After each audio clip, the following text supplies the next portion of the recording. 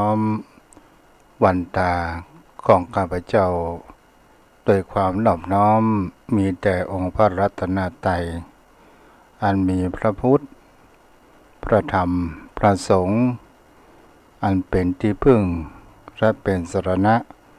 ของข้าพเจ้าโดยเสียงเก้าของข้าพเจ้า และขอถวายความเคารพนอบน้อมไว้สามายังครูบาอาจารย์พระเถรานุเถระพระภิกษุสงฆ์สามเณรพระสังฆาธิการทรงสมณศักดิ์บัณฑิตนักปราชญ์ท่านผู้มีความรู้ทุกรูปทุกตนทุกองค์ที่รับฟังอยู่และขอเจริญพรโยมพ่อโยมแม่อันมีพ่อมอนแม่มอนพ่ออุ้ยแม่อุ้ยพี่ป้าน้าอาท่านผู้ฟังผู้มีบุญทุกท่านที่ติดตามรับฟังธรรมะยามแลงทางสถานีวิทยุเพื่อการศึกษาพระพุทธศาสนาและวัฒนธรรม 104.5 เมกะเฮิรตซ์ออกจากห้องส่งวัดทุ่งปะเก็ตส่งไปที่ยังสถานีหลักก็คือลิงก์สัญญาณไปยังวัดไฟหินตำบลสุเทพอำเภอเมืองจังหวัดเชียงใหม่โดยความเมตตาธรรมของท่านอาจารย์พระครูสมุวิศวัตร วรกิจโจผู้เปี่ยมไปด้วยแห่งความเมตตาธรรมและแห่งสถานีหนึ่งของขึ้นธรรมะสีขาวชาวประชาโดยความเอื้อเฟื้อในการเกาะลิงก์สัญญาณได้ส่งไปในเครือข่ายของธรรมะขึ้นธรรมะสีขาวเป็นการเผยแผ่ธรรมสู่โยมพ่อโยมแม่ในต่างอำเภอต่างจังหวัดในภาคเหนือของเฮาโดยความการนำของท่านพระครูอภิวัตรวัฒนวิกรมและก็อนุโมทนากับเจ้าของสถานีวิทยุทุกหนทุกแห่งที่ได้เกาะลิงก์ในเครือข่ายของคลื่นธรรมะสีขาวมาณโอกาสนี้วันนี้เราก็มาอยู่กับกันในวันพัดที่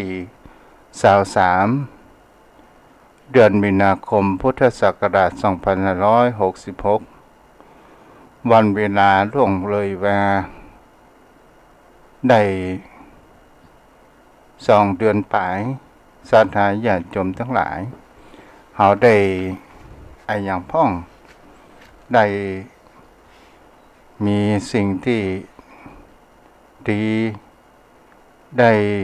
ทำอย่างไว้พ่องกับในชีวิตมันมีทั้งดีและบดีบางท่านบางคนนั้นก็ย่อมเผชิญปัญหาอุปสรรคต่างๆแต่ก็มีปัญญาในการแก้ไข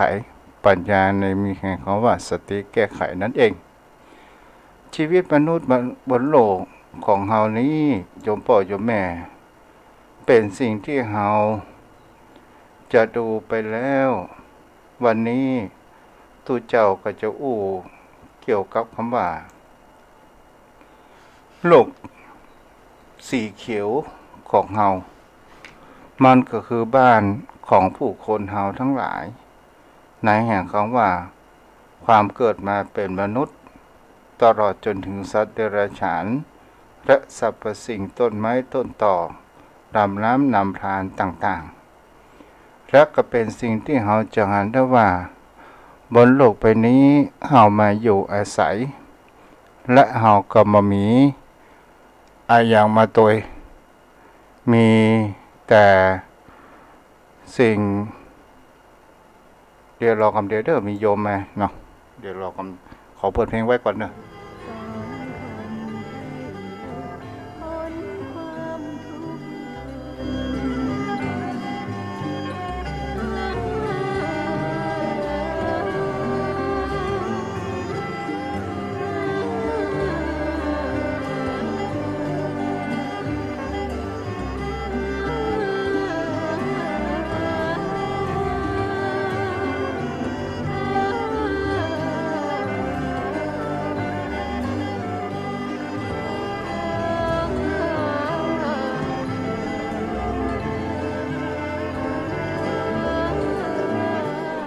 มาแล้วเด้อมาละ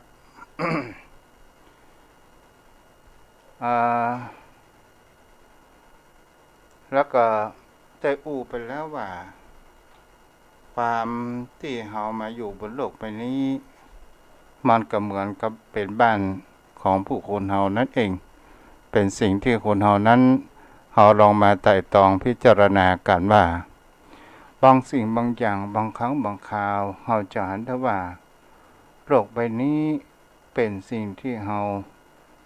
จะเห็นได้ว่าเป็นดาวเพราะที่มีสิ่งมีชีวิตดำรงชีวิตนั้นอยู่ได้แต่ดวงดาวอื่นๆจะเป็นดาวอังคารดวงจันทร์ก็ตามว่าสามารถอย่างที่จะอยู่ได้และก็มีสิ่งที่มีชีวิตนั้นอยู่ได้ฉะนั้นสนายญาติโยมทั้งหลายถ้าเรามาวิเคราะห์ว่าโลกใบนี้เนี่ยเป็นสิ่งที่เรามาอยู่อาศัยบางครั้งบางคราวเราอาจจะเป็นการอยู่แต่เรามีแห่งเขาว่าความโลภผลก็คือการทำลายของธรรมชาติด้วยน้ำมือของมนุษย์ของผู้คนเฮานั่นเองเป็นสิ่งที่เฮาบางครั้งบางคราวเฮาก็มีความคิดผิดนั่นเองแต่ผลลัพธ์ของมันก็คือเฮาได้ทำลายโลกใบนี้เหมือนกับเฮานั้นมีความอกตัญญูต่อบนโลกใบนี้ต่อสิ่งแวดล้อมต่างๆก็ด้วยความที่ผู้คนเฮานั้นต้องการแห่งความเจริญและต้องการแห่งทรัพย์ของธรรมชาติบนโลกใบนี้เอามาเป็นของตัวเองและบางครั้งบางคราวศรัทธาญาติโยมเมื่อคืนต่อว่าทุกเจ้าก็ได้พอสักคดีที่ไปท่องเที่ยวในอวกาศนอกโลกศรัทธาญาติโยมทั้งหลายหมู่นักที่เป็นนักบินอวกาศก็จะมองโลกอยู่นอกโลกแล้วก็มองลงมาจะเห็นว่าโลกเขานั้นมีความกลมๆเป็นสีเขียวมีความสดใสงดงามและมหันต์แห่งเขาว่าอาณาเขตในประเทศต่างๆนานานั้นเกิดขึ้นแต่เป็นสิ่งที่ผู้คนเฮาจะเห็นได้ว่าบางครั้งบางคราวโลกในปัจจุบันเพิ่มแห่งความร้อนเพิ่มแห่งเขาว่ามลพิษไปต่างๆนานาเฮาจะเห็นได้ว่าภูมิอากาศของเฮานั้นมีความเปลี่ยนแปลงอยู่สม่ำเสมอและทุกเจ้าก็ได้พอข่าวที่ว่าขั้วเลือกเหนือทานน้ำแข็งนั้นเริ่มละลายลงเป็นสิ่งที่เราจะเห็นได้ว่านี่ก็คือผลที่มันโลกแห่งมีความร้อนนั้นเกิดขึ้นมันก็เป็นน้ำมือของมนุษย์ของผู้คนเฮาโดยการที่เฮานั้นเพื่อจะเอาชนะธรรมชาติก็ด้วยความมองไปแล้วก็ดูเฮาเอาเปรียบธรรมชาติมากเกินไปแต่สุดท้ายธรรมชาตินั้นก็จะต้องเอาคืนโดยการที่ผู้คนเฮาทั้งหลายจะเป็นการตัดน้อยทำลายป่าก็ตามจะเป็นทำให้เกิดเนี่ยเขาว่าอัคคีภัยไฟไหม้ดอยก็ตามโยมพ่อโยมแม่ก็เป็นสิ่งที่ผู้คนเฮานั้นจะเห็นได้ว่าในช่วงเมื่อเดือนมีนาที่ผ่านมาต้นเดือนศรัทธาญาติโยมทั้งหลายเฮาจะเห็นได้ว่าอากาศนั้นมีหมอกควันเต็มไปด้วยหมอกควันไปต่างๆนานานั้นเกิดขึ้นพอที่ไหนก็มีการแสบตาบางท่านบางคนก็เกิดความแพ้บางท่านบางคนก็ได้รับความเจ็บป่วยจากอากาศที่มีความบริสุทธิ์นั้นเกิดขึ้นเฮาก็ลองพอว่าสิ่งเหล่านี้มันเกิดมาจากไหนเล่ามันก็เกิดมาจากมนุษย์ผู้คนเฮาที่มีความเห็นแก่ตัวบางครั้งบางคราวเฮาก็บอกว่าเป็นวัฒนธรรมของเฮา แต่ถ้าว่าเฮาจะหันว่าโลกมันมีความเปลี่ยนแปลงตอนสุดท้ายธรรมชาติมันก็บีบอากาศทำให้ความเลวร้ายนั้นเกิดขึ้นอย่างพายุฤดูร้อนศรัทธาญาติโยมทั้งหลายเราจะเห็นได้ว่าบางที่บางแห่งมีมะเห็บลูกเต่ามะนาวบางที่บางเต่าหัวแม่มือก็เป็นสิ่งที่จะเห็นได้ว่าภัยธรรมชาติเป็นสิ่งที่ผู้คนเฮานั้น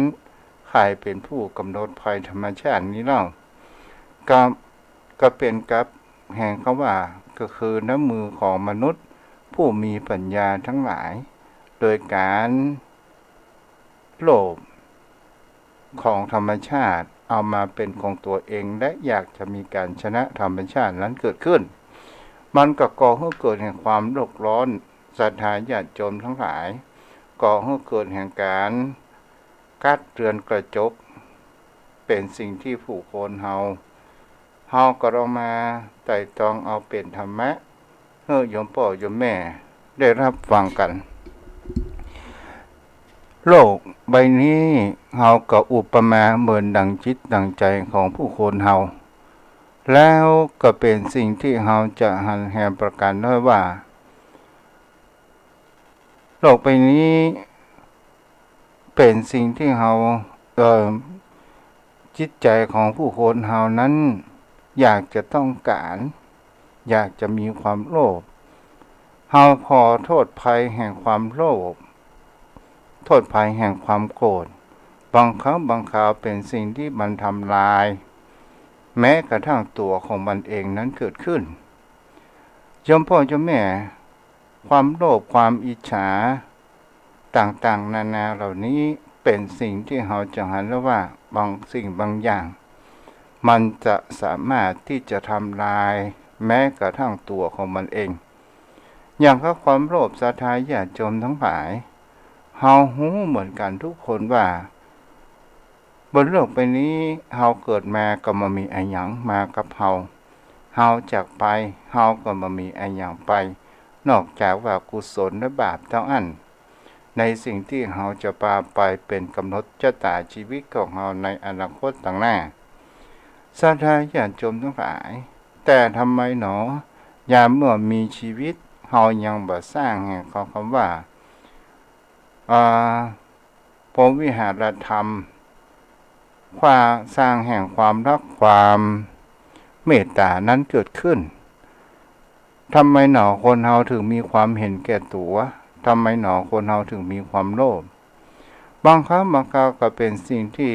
มันก็มีความน่าคิดเกิดขึ้นเฮาหูอยู่ทั้งหลายว่า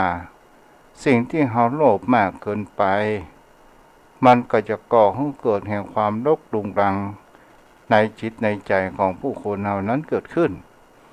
โยมพ่อโยมแม่เมื่อความรกในจิตใจของผู้คนเฮานั้นเกิดขึ้นมันก็เกิดแรงแห่งความว่าแรงแห่งความสะสมในสิ่งที่บดีมีจิตในใต้สำนึกหรือว่าความคิดของผู้คนเฮานั้นมันมีแต่ว่าอยากได้อยากได้อยากได้เป็นสิ่งที่ผู้คนเฮาแล้วเฮาอยากได้เฮาลองไต่ตองว่าถ้าเฮาอยากได้แม่นเฮาก็จะต้องอาศัยถ้าว่ามันอยากได้มากเกินไปมันเกินกำลังของตนตัวของผู้คนเฮามันก็จะก่อให้เกิดภัยอันตรายเกิดขึ้นในภายหลังนั่นเองเป็นสิ่งที่โยมพ่อโยมแม่เฮาก็ลองสังเกตและพิจารณากันไปความอิจฉาและความโลภเป็นสิ่งที่ตัวอันตรายมากอย่างกับมีเรื่องเล่ามีเพื่อน2 คนศรัทธาญาติโยมทั้งหลายเพื่อนอยู่2 คนชื่อว่าสมกับหมาย2 คนนี้เนี่ยเป็นคนเป็นเพื่อนเกือกันแต่คนหนึ่งนั้นเป็นคนโลภคนหนึ่งนั้นเป็นคนขี้อิจฉาและวันๆบ่ชอบทำการทำงานใดๆทั้งสิ้นศรัทธาญาติโยมทั้งหลายวันเวลาผ่านไปอันนี้เป็นเรื่องเพิ่นเว่าเป็นนิทานให้โยมพ่อโยมแม่ได้ฟังกัน ก็คือตกมาอยู่วันหนึ่งในสมนั้นผู้มีความโลภได้เดินไปท้ายหมู่บ้านไปหันต้นไม้ใส่ต้นใหญ่ต้นหนึ่งก็ได้ไปกราบในการอ้อนวอนขอเทวดาว่าข้านั้นเกิดมาทุกข์ยากแสนเข็ญอยากจะมีเงินมีทองบังเกิดกับข้าพเจ้าศรัทธาญาติโยมทั้งหลายเทวดานั้นกับประทานพรแล้วนายสมกลับมาบ้านก็หันเงินหันทองกองในบ้านโดยความมีแก้วแหวนเงินทองไปต่างๆนานาแต่บังเอิญหมายเป็นคนที่มีความอิจฉาและก็ได้ถามเพื่อนตัวเองว่าเจ้าเอาทองเอาเพชรไอ้อย่างมูลนี้มาจากไหนก็โดยการที่ว่าโสมก็บอกว่าบ่ต้องถามและก็อดปากบ่ได้ก็บอกว่าเฮาไปขอกับเทวดาที่เก้าต้นสายศรัทธาญาติโยมทั้งหลายและทีนี้หมายนั้นก็ด้วยความอิจฉาก็เลยออกปากก็เลยมีธุระอยู่ก็ได้ออกมาโดยการที่เฮาก็มีความรู้คนที่มีความอิจฉา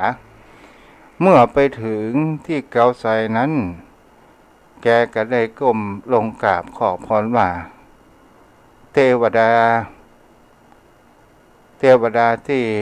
รักษายังต้นไทรต้นนี้ข้าพเจ้าเป็นเพื่อนกับสมนั้นได้ทรัพย์สินเงินทองขอพรท่านก็ประทานให้แต่ข้าพเจ้าขอพรสมได้เต้าหนึ่งขอให้ข้าพเจ้าได้2 เต้าศรัทธาญาติโยมทั้งหลายเทวดาก็หันว่า2 คนนี้คนหนึ่งนั้นเป็นคนที่มีความโลภแห่งคนหนึ่งนั้นเป็นคนที่มีความอิจฉาศรัทธาญาติโยมทั้งหลายเมื่อหมายไปกลับบ้านก็มีทองเงินทองกองไปนักไปแห่งเต้าของสมศรัทธาญาติโยมทั้งหลายสมก็มีความโลภก็ได้หันแล้วก็หันว่าหมายนั้นมีเงินมีทองแล้วก็ถามหมายว่าทำไมเทวดาถึงมีความลำเอียงหมายก็บอกว่าข้าบอกว่าถ้าสมมี1 เต้าขอให้เฮานั้นมี2 เต้าศรัทธาญาติโยมทั้งหลายเป็นสิ่งที่จะหันกันได้ว่าสมนี้ก็ไปขอพรกับเทวดาแหมก็เลยการที่จะมีความแก้เพชรกันเกิดขึ้น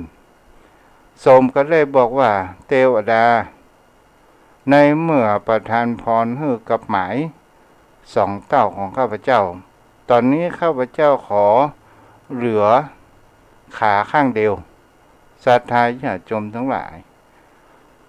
เทวดานั้นก็ได้ประทานพรเป็นพรสุดท้ายบ่สามารถที่จะขอพรอะไรอย่างได้แห่งต่อไปสมนั้นก็แข้งขากุดไปข้างหนึ่งศรัทธาญาติโยมทั้งหลายแล้วก็เดินกระโดดไปที่ยังบ้านของหมายแล้วไปหันหมายแข้งกุดถึง2 ข้างศรัทธาญาติโยมทั้งหลายตอนสุดท้ายมีทรัพย์สินเงินทองอยู่มากมายก็บ่สามารถที่จะใช้การนั้นได้ก็เลยความโลภและความอิจฉานั้นเกิดขึ้นในเรื่องนี้เป็นสิ่งที่ผู้คนเฮาทั้งหลายจะหันแล้วว่าความโลภและความอิจฉาบางคราวมันก็มาทำลายตัวเองของมันนั่นเองตอนสุดท้าย2 คนนี้ก็กลับกลายเป็นคนขอทานประทังชีวิตไปวันๆนั่นเองศรัทธาญาติโยมทั้งหลายการที่เป็นคนที่เฮามาอู้ถึงแห่งคำว่าธรรมชาติบนโลกใบนี้ก่อให้เกิดคุณอนันต์ก่อต่อสรรพสิ่งต่อสรรพสิ่งชีวิตทั้งหลายจะเป็นต้นไม้ต้นต่อทำให้เฮานั้นมีอากาศที่ดีที่สูดลมหายใจนั้นสะดวกสบายนั้นเกิดขึ้น ที่สามารถที่จะทำให้ชีวิตของเรานั้นมีความยืดยาวไปและบางครั้งบางคราวคนเรานี้มาหันคุณค่าแห่งการที่เราได้อาศัยอยู่ของกับธรรมชาติเหมือนกับกวางตัวหนึ่งศรัทธาญาติโยมทั้งหลายบังเอิญเป็นชาดกที่พระองค์นั้นได้เล่ามามีเปิ้นบอกว่ามีนายพรานคนหนึ่งนั้นเพื่อที่จะไปหากวางโดยการที่เอามีธนูนั้นจะยิงไล่กวางมาติดๆบังเอิญกวางตัวนั้นก็เข้าไปในพุ่มไม้ต้นหนึ่งศรัทธาญาติโยมทั้งหลาย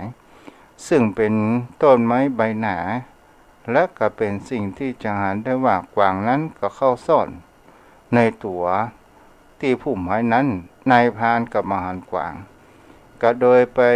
เดินไปทางหน้าก็นึกว่ากวางต้องมีทางข้างหน้าเมื่อกวางหันนายพรานไปไกลแล้วกวางตัวนี้ก็กลับมาหันว่าต้นที่แกอาศัยอยู่ใบไม้เขียวชอุ่มก็เลยเก็บกินศรัทธาญาติโยมทั้งหลายเมื่อนายพรานกลับมาในทางเดิมก็หันกวางกินใบไม้ตอนสุดท้ายนายพรานนั้นก็ยิงกวางตายเพราะว่าบ่สามารถที่จะรบได้ต่อไปเพราะว่าใบไม้ใบตอกนั้นตัวเองกินไปเสียแล้วอันนี้เป็นสิ่งที่เราจะเห็นได้ว่าบางครั้งบางคราวเรามาหันคุณค่าในสิ่งที่มันมีอยู่เราจะหันคุณค่าต่อเมื่อมันหายไปต่อเมื่อมันจากไปแม้กระทั่งสิ่งของที่เราอยู่ใกล้ๆหรือว่าสิ่งของที่เรามีอยู่ใกล้ๆนั้นก็คือพ่อแม่และกัลยาณมิตรของผู้คนเรานั่นเองบางครั้งบางคราวเรามาหันคุณค่าในสิ่งที่มันมีอยู่ศรัทธาญาติโยมทั้งหลายคุณค่าทุกสิ่งทุกอย่างมันจะเกิดขึ้นต่อเมื่อเวลาที่เราจะใช้คุณค่าของมนุษย์ของผู้คนเราจะมีคุณค่าก็คือมีการแห่งคำว่า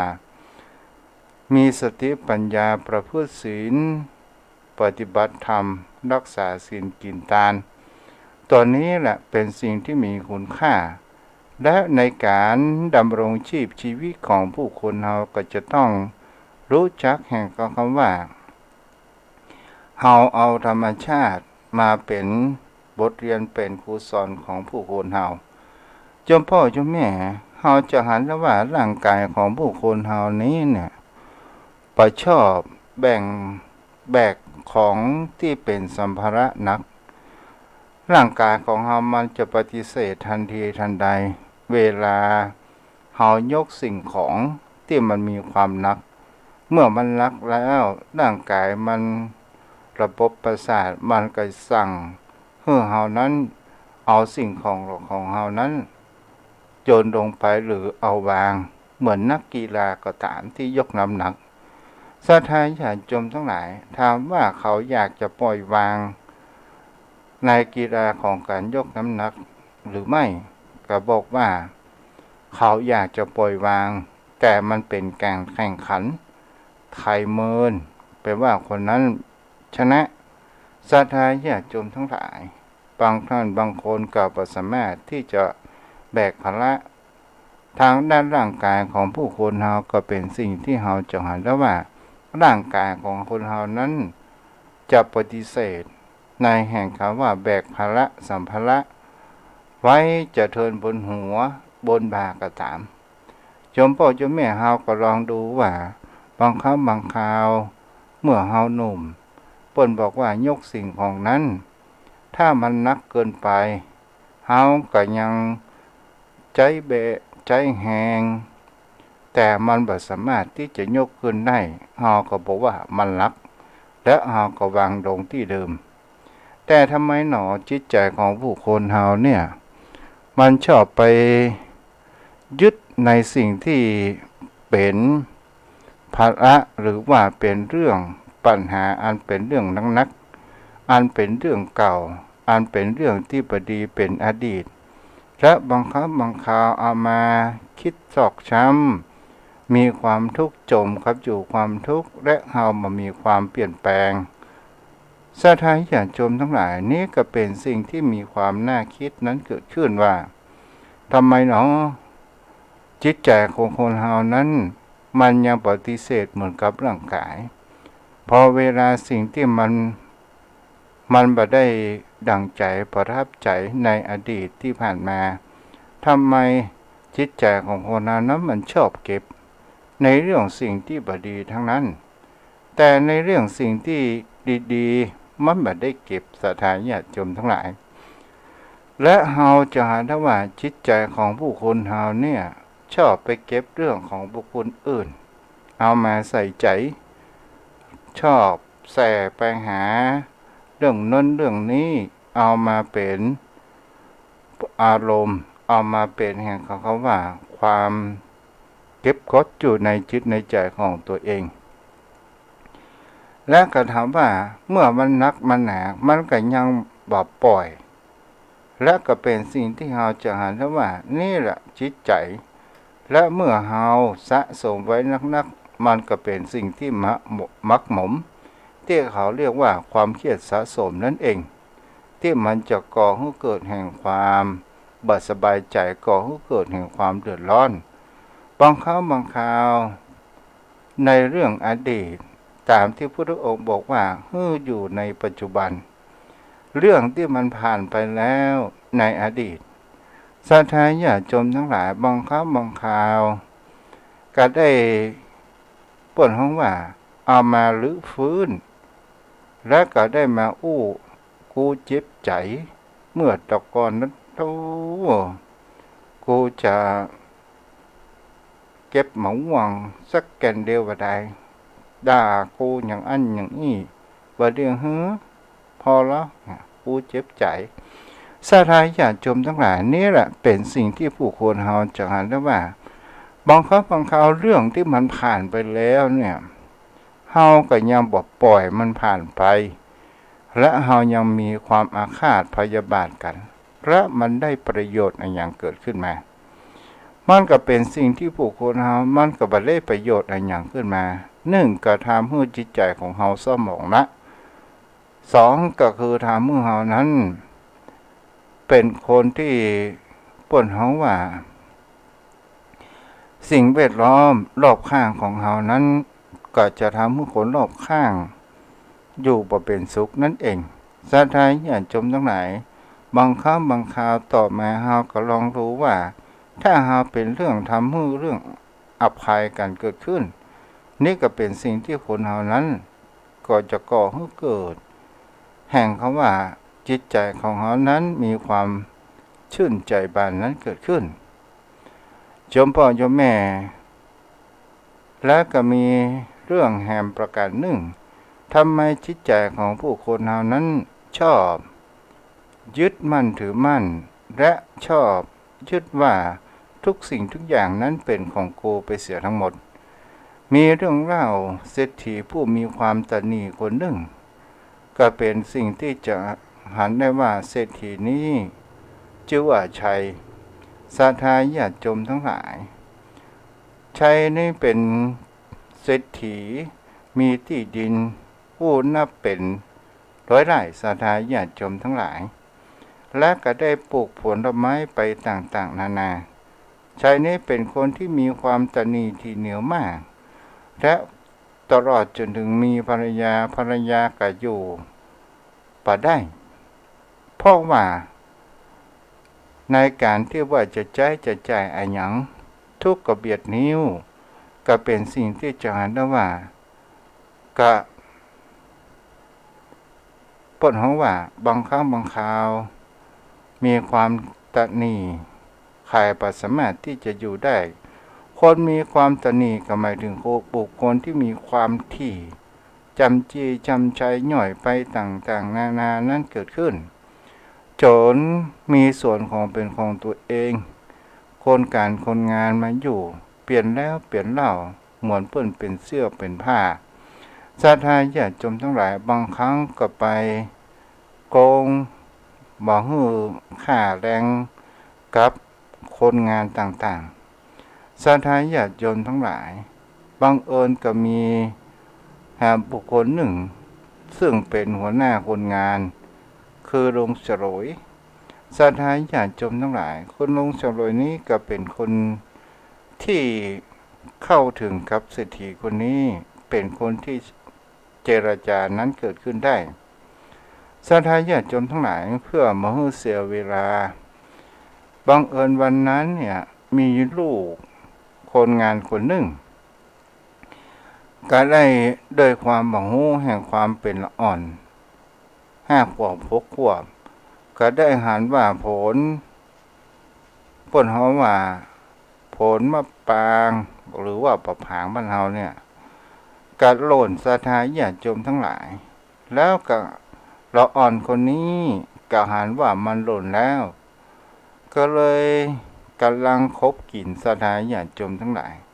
บังเอิญเศรษฐีชัยนี้ก็มาปะใส่ก็ได้โต้เถียงกับว่าด่าละอ่อนมาลักขโมยยิ่งหยังโอ้ศรัทธาญาติโยมทั้งหลายมันมีความประนีประนอมด้วยความที่แกนั้นเป็นคนที่ชอบโกรธเป็นคนที่มีความโมโหร้ายเกิดขึ้นเมื่อแม่นั้นได้ยินเสียงละอ่อนให้ก็ได้สัญชาตญาณแห่งความเป็นแม่ก็ได้เข้ามาท่านเศรษฐีขอจะไปเนี่ยลูกพระเจ้าศรัทธาญาติโยมทั้งหลายเศรษฐีนั้นก็ไม่ยอมรับฟังก็ได้เอาตีนหรือว่าตีนหัวศรัทธาญาติโยมทั้งหลายแม่ก็ได้ความรักลูกก็ได้เอาตัวนั้นไปกั้นและก็เป็นสิ่งที่จะหาได้ว่าลุงฉลวยหัวหน้าคนงานกระหารประการเช่นนั้นตลอดจนถึงคนงานเริ่มเป็นไทยมุงศรัทธาญาติโยมทั้งหลายเอาไปเอามาเศรษฐีคนนี้ก็มายอมลดลาวาศอกอย่างสักอย่างก็คอยอย่างก็ได้มายอมรับฟังใดๆทั้งสิ้นก็ทำให้ลุงฉลวยนี้ได้ออกมาว่าประเดี๋ยวนี้เอามาพนันกันบ่เศรษฐีก็บอกว่าเอาพนันกับพนันกันแล้วลุงฉลวยนั้นบอกว่าถ้าว่าเฮาแพ้เฮาจะเป็นทาสรับใช้ตลอดชีวิตให้กับเศรษฐีแต่ถ้าว่าเศรษฐีแพ้จะให้อันหยังกับเฮาศรัทธาญาติโยมทั้งหลายตอนสุดท้ายก็บอกว่าในเมื่อเป็นคนเก่าคนแก่ต้องการอันหยังข้าก็จะให้หมดแล้วจะพนันกันอันหยังศรัทธาญาติโยมทั้งหลายก็เลยเตียวไปบ้านคนงานบังเอิญก็มีผักดองศรัทธาญาติโยมทั้งหลายมันจะเหมือนกับว่าแกงบูดพ่องกับบูดพ่องเนี่ยแล้วเศรษฐีหันอย่างอั้นสะอิดสะเอียนไม่อยากที่จะกินก็โดยการที่ว่าบอกถูกลมก็ได้กินเข้าไปเป็นเป็น5ส่วนลุงฉลวยนั้นกินแล้วก็มามีอะไรอย่างเกิดขึ้นทำหน้าตาเฉยๆนั้นเกิดขึ้นและตอนสุดท้ายเศรษฐีนั้นกับการลุงฉลวยก็บอกว่าแบ่งที่ดินมาครึ่งหนึ่งและเศรษฐีนั้นกล่าวหาว่าประจักษ์พยานก็คือคนงานเต็มหน้าเต็มตาเลยเป็นสิ่งที่ว่ายอมรับได้แต่สุดท้ายลุงฉลวยนั้นก็ได้พาผู้คนที่เป็นคนงานเก่าของเศรษฐีกลับไปอยู่กับกันและก็ได้พัฒนาส่วนนั้นเกิดขึ้นจนเป็นสิ่งที่จะหาได้ว่าลุงฉลวยนั้นมีความเอื้อเฟื้อเมตตาต่อบุคคลได้แปลงบ้านพักคนงานอย่างดีส่วนเศรษฐีนั้นหาว่าเป็นคนตนีและก็เป็นสิ่งที่จะหาได้ว่าตอนสุดท้ายก็มามีภัยที่สามารถอยู่กับตัวเองนั้นได้ตอนสุดท้ายก็เลยหันแห่งความว้าเหวและก็เป็นสิ่งที่ไขบักข้ามบักกายเข้าไปในที่ของแกนั่นเองตอนสุดท้ายศรัทธาญาติโยมทั้งหลายนี่แหละเป็นสิ่งที่เป็นบทเรียน เป็นสิ่งที่เราจะหาได้ว่าบางครั้งบางคราวความตนีทีเหนียวความบารถว่ารถลาวาส่อความเห็นแก่ตัวอาจจะทำร้ายตัวของเราเองนั้นเกิดขึ้นได้วันนี้ก็พอสมควรแก่เวลายมพ่อยมแม่ในที่นี้ขอประกาศอนุโมทนาที่เจ้าภาพตัวเจ้าทาสีกำแพงบัดให้ทาสีมาเมืองแล้วยมพ่อยมแม่มันก็เลยหมองค้ำไปด้วยแห่งเขาว่าขี้เปอะขี้ตมมันออกแดงไปตอนนี้กระทาขออนุโมทนายังครอบครัวปีกไอ้อำนวยปีเป็นจาสมบูรณ์ช่วยสมบูรณ์200บุญญาปรมีครอบครัวรัชชาพงษ์และพัชราบงฤทธิ์200บุญญาปรมีและก็มียังยมปี4,000มหาวัน500บุญญาปรมีคุณยมอุษาประยุนพันธ์1,330บุญญาปรมีครอบครัวของคุณโยมบัญชาปัญญามงคล 1,500 บุญญาปรมีและก็มีครอบครัว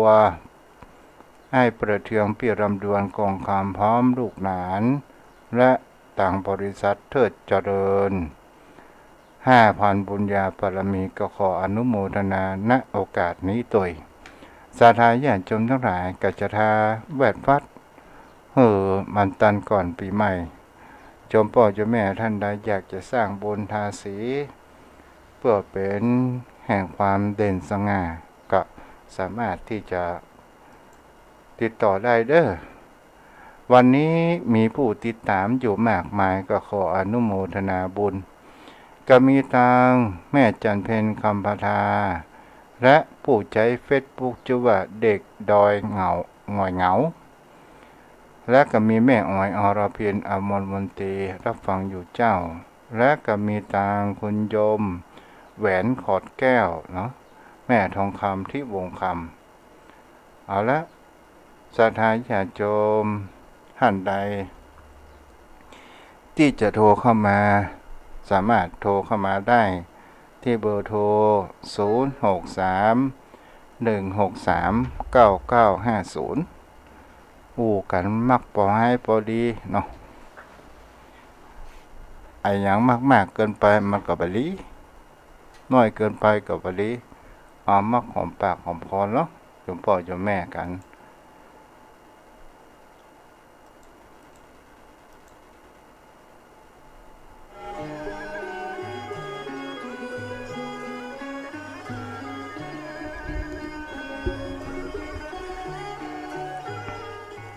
063-163-9950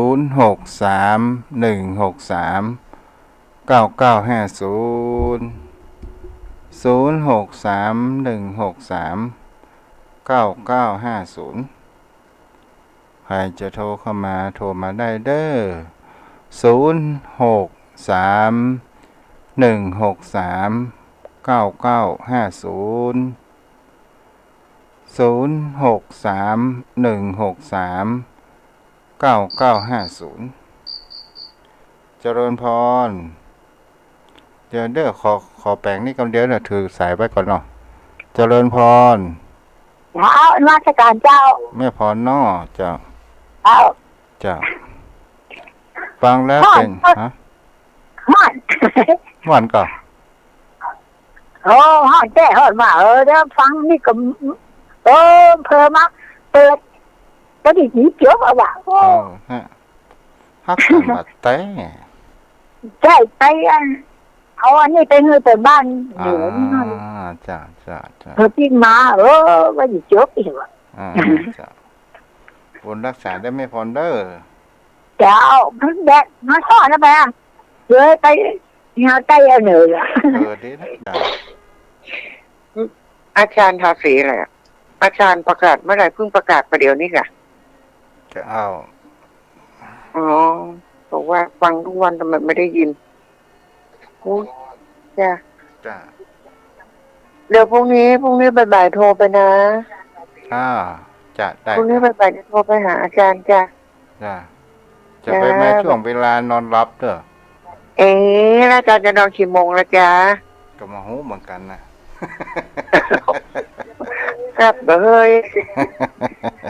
ประมาณสัก3 โมงประมาณสัก3 โมงประมาณสัก3 โมง จ้าวันพวกออกรายการอยู่เหมือนกันจ้า จ้า บุญรักษาเด้อ06316399500631639950ในวันที่7ที่8ที่9วัดทุ่งบุญน้อยเปิ่นมีงานแห่พัดยศพระครูจันทสารการเจ้าวาดวัดทุ่งบุญน้อยจมป่อโยมแม่ท่านใดที่อยากจะร่วมทำบุญเป็นเจ้าภาพช่วยทางท่านอาจารย์ก็เชิญเด้อติดต่อทุ่งบุญน้อยได้เจริญพรแม่ สตูเจ้าวันผูกลูกตู้ได้ไปนั่นก่อหนองบัวสดก่อ มันพวกเปิ่นอย่างรดน้ำกะ รดน้ำครบ7 วันเนี่ยแม่ได้ยินทุกเจ้าแกนเป็นว่าแต่เจ้า อ๋อจะให้จะได้ บ่ได้ไปจ้ะกะฮะ ก็เดี๋ยว อ๋อ ไปเปิดพอลายของคณะสงฆ์ก่อนเนาะ ทุกเจ้านี่อย่าไปคนเดียวก็บ่ได้ต้องนิมนต์ก่อนนะเนาะแม่น นะมาแจ้งเหมือนคนบ้านจะไปก็ไปเนาะ เดี๋ยวบ่มีที่นั่ง วันนี้แม่บอกออกไปกูเตือนบอกไม่ออกไปซื้อกับข้าววันนี้มีแล้วบอกไปละเจ้า ดีกะแกงอย่างไม่แรงเนี่ย แม่พัดผักกาดใส่ไข่ใส่หมูหั่นอย่า โอ้ดี แต่คือนี่เผลอไปฟังตัวเจ้าน่ะกะบอนพี่อ่ะโอ้ประสิบโมงเมื่อคืนเย็นนะเมื่อวันฮ้อนดะว่านะไม่พรก็ได้ยายพรน่ะลืมนะการนัดกันแต่คืนแล้วแต่คืนไปทำจะนักเน้อฮะ FC นะจ้าแม่นละเจ้าสาธุเจ้าการนี้ทุกคืนวันพุธจะไหว้พระก่อนนอนหมดเนาะโยมพ่อโยมแม่รับฟังกัน0631639950ขึ้นสีขาวบัดได้ยินโทรมาเด้อหรือเปิ่นปรับฟังกันละค่ะ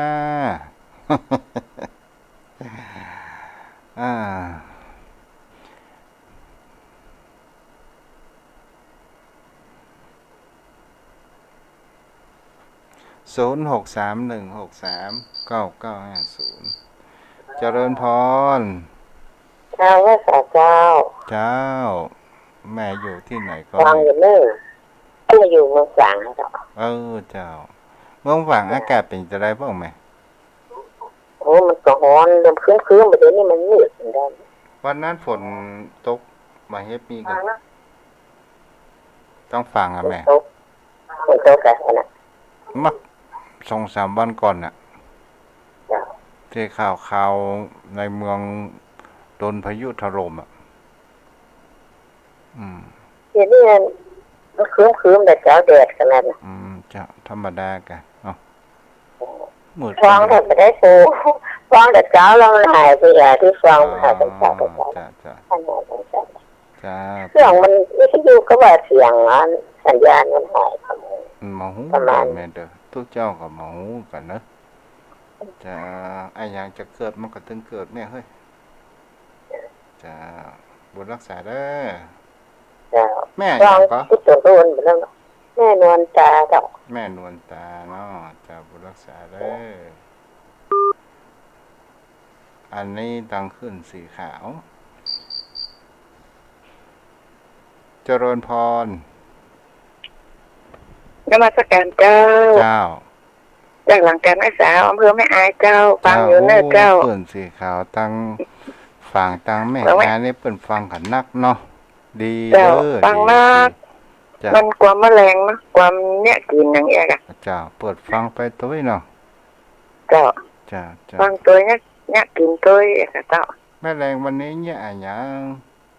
วันนี้กะแกงส้มจ้ะแกงส้มกะตู้เจ้าก็นึกว่าต้มส้มปูเขียวหางดอกนี่ไก่แกงส้มจ้ะแกงส้มเจ้าให้กำลังใจตึงนะเจ้าจ้า เอ้ยย่ำย่ำตุลุงตรงอัน เป็นอย่างนั้นแม่ ตุลุงหยองอันครูเจ้า เจ้าเจ้า สวัสดีนะเจ้า เจ้า สวั แม่ สดีนะเจ้า เจ้า เจ้า เจ้าผู้รักษาเด้อ เจ้า เจ้าอนุโมทนาเด้อตั้งขึ้นสีขาวตัวเนาะเอาละฝ่ายจะโทรมาแหมเวลายังมีเยอะแยะมากมายที่เราจะอู้กันได้คนสัก1 นาทีเนาะเจริญพรเอาละฝ่ายจะโทรมาแหมเวลายังแม่จะไปรอเสียงเอาวิทยุเลยฮัลโหล ฮัลโหล จ้าแม่ เจ้า ฟังอยู่ทัดไหน แม่ฟังอยู่พวกแต้มเจ้าวัดพวกแต้ม พวกแต้ม104.5เนาะแม่เนาะ เจ้า ฟังแล้วเป็นจะได้พ่องฮะ โอ้ม่วนถูกใจเจ้า ง่วนถูกใจดี เจ้า เนาะ เจ้า เจ้า จะง่วนถูกใจ แม่ จะ ชื่อ ไปเรื่ จั อง นสมนะเจ้า ฮะ แม่ชื่อจันสม เจ้า พวงมาลัย เจ้าแม่จันสมพวงมาลัยฟัง เจ้า ถูก อยู่ อก วัด ถูก วัด ใจ พวกแต้มถูกอกถูกใจเจ้าขอกำลังใจเนอะ จะไปเริ่มสร้างกันเทศ เจ้า ก็ได้ถูกอกถูกใจ เจ้า นะ เจ้า เจ้า พูดได้เหมือนได้เด้อแม่เด้อ เจ้าเป็นอย่างเจ้า เจ้า จุแม่เข้าหัวไป สาธุสาธุเจ้า 0631639950อู้ถึงว่าความเป็นผู้สูงอายุตุเจ้าก็เข้าใจหัวอกบางครั้งบางครามันก็ว่าเวบางครั้งบางครามันก็บ่มีกู้อู้เนาะกู้ที่เฮาอู้จ๋าถูกคอกันเข้ากับปิกบ้านไปเสียแล้วมันก็บ่มีกู้อู้เอาวิทยุเป็นกู้เนาะกระจุยมพ่อยมแม่เข้าหัวเป็นบางครั้งจะไปบ้ากันเด้อเนาะ0631639950 0631639950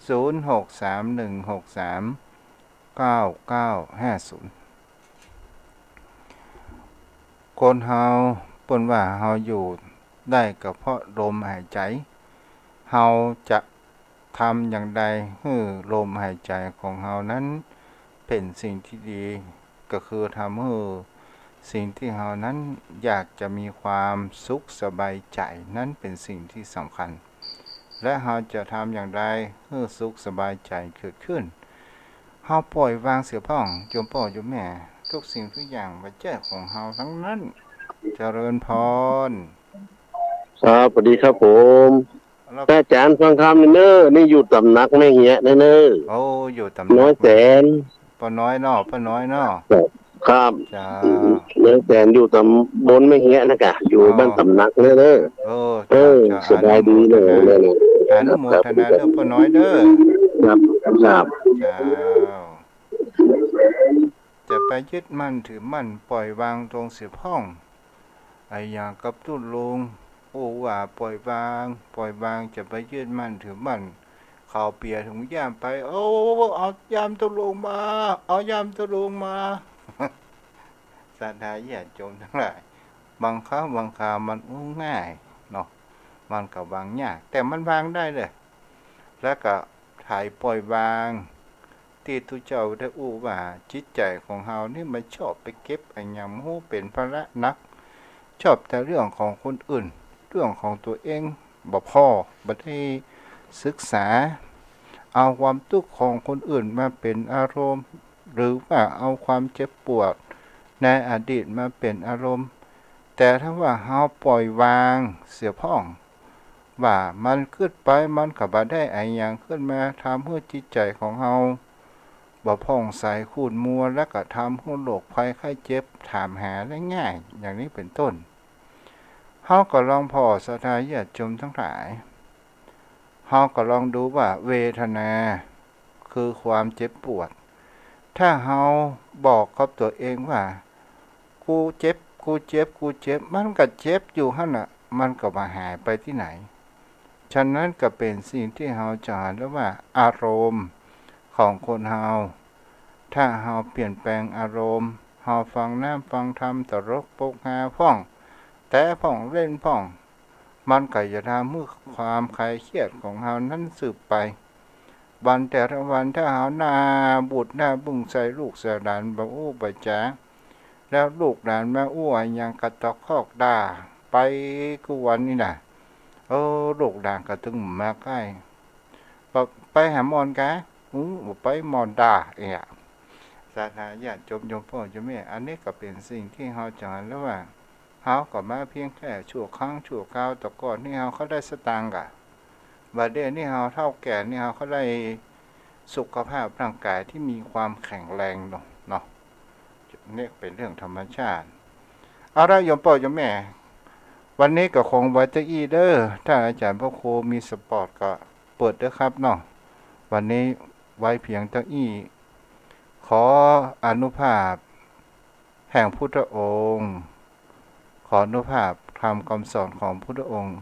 ขออนุภาพแห่งพระสงฆ์สาวกของพระองค์ผู้ประเสริฐมาปกปักรักษาโยมพ่อโยมแม่ให้มีสุขภาพกายจิตใจแข็งแรงพบแห่งคำว่าสัจธรรม